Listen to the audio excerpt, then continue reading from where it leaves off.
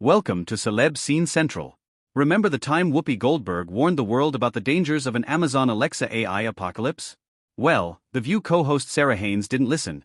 The same can't be said for Haines' Alexa device, which she revealed once responded to sex noises she made with her husband, Max Schifrin.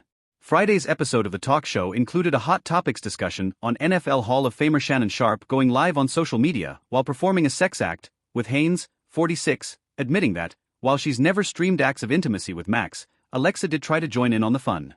"One time Max and I were cuddling," she said with a smile, while Joy Behar, 81, quipped that she and Max were cuddling naked, to be clear. Haines continued, "Alexa answered. She was like, 'I'm sorry, I don't understand the question,' prompting laughter from her co-hosts and the studio audience. If this happened in my house, I think my husband, Al, would be with the top down in the convertible rolling down Miami playing it on a loudspeaker," 52-year-old Donna Navarro added. Earlier, conservative seat holder Alyssa Farah Griffin admitted that what happened with Sharpe is her biggest fear, and it forces her to take extra precautions with her husband, Justin. "I swear, every time I have sex with my husband, I take the phone off the bed and put it upside down. I'm afraid of live streaming, or my mom calls and hears it. Never have the phone in the bed.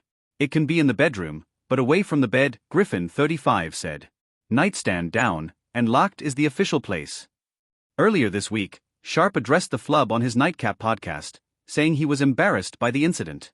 "I'm someone that is extremely private, and to have one of your most intimate details, the audio, heard for the entire world to hear?